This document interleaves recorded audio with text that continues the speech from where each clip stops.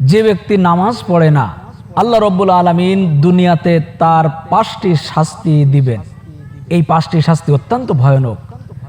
দুনিয়া এবং আখিরাতে আল্লাহ রব্বুল আলামিন যে শাস্তির মুখোমুখি করবেন, এই শাস্তি থেকে পরিত্রাণ পাওয়ার জন্য আমাদেরকে অবশ্যই দুনিয়াতে কল্যাণকর কাজ করতে হবে।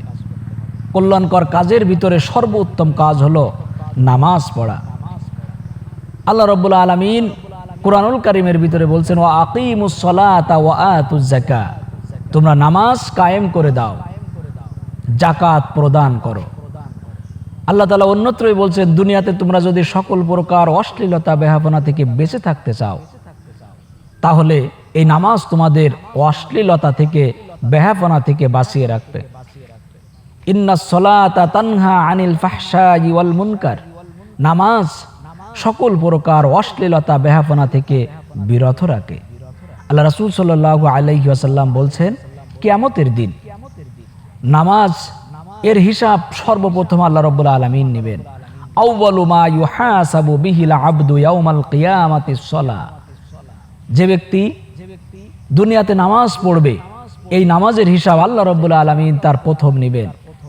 এই জন্য নামাজ এত গুরুত্বপূর্ণ ইবাদত, যে ইবাদতের মাধ্যমে আল্লাহ রাব্বুল আলামিন দুনিয়াতে আমাদের কল্যাণ বারাকাত দান করেন।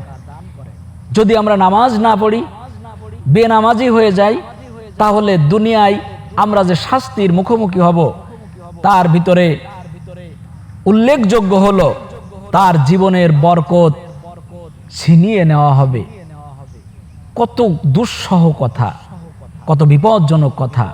তার জীবনের বরকত, রহমাত, করুণা বলতে কোনো জিনিস আল্লাহ রাব্বুল আলামিন দান করবেন না। এই জীবনের বরকত আল্লাহ তাআলা ছিনিয়ে নেবেন। 2 নম্বরে, তার চেহারা থেকে আল্লাহ রাব্বুল আলামিন নূর উঠিয়ে নেবেন। 3 নম্বরে, নামাজ যদি না পড়ে, তাহলে দুনিয়াতে যত নেক কাজ করুক না কেন, কোনো নেক কাজের বদলা সওয়াব তার আমল নামায় লেখা হয় না। 4 নম্বরে, আল্লাহ রাব্বুল আলামিন তার কোনো প্রকার দোয়া কবুল করেন না। 5 নম্বরে, এই দুনিয়াতে যারাই নামাজ, ইসলাম, কোরআন, হাদিস মেনে জীবন যাপন করে, তারা যখন দোয়া করে, সেই দোয়ার ভিতরে বিশ্ববাসীকে নিয়ে দোয়া করা হয়। সেই নেককার বান্দাদের দোয়ার অন্তর্ভুক্ত সে হবে না। আমি আবার বলছি, বেনামাজি দুনিয়াতে 5টি শাস্তির মুখোমুখি হবে। এই 5টি শাস্তি হলো, তার জীবনের বরকত আল্লাহ রাব্বুল আলামিন ছিনিয়ে নেবেন। 2 নম্বরে, তার চেহারা থেকে আল্লাহ তাআলা নূর উঠিয়ে নেবেন।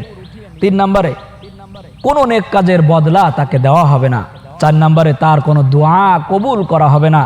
5 নম্বরে, নেক বান্দাদের দোয়ার মধ্যে তাকে শামিল করা হবে না।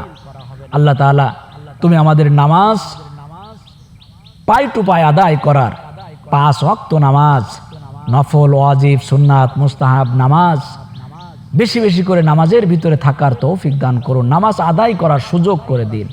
মন মানসিকতা, সাহসিকতা, হিম্মত আমাদের দান করুন।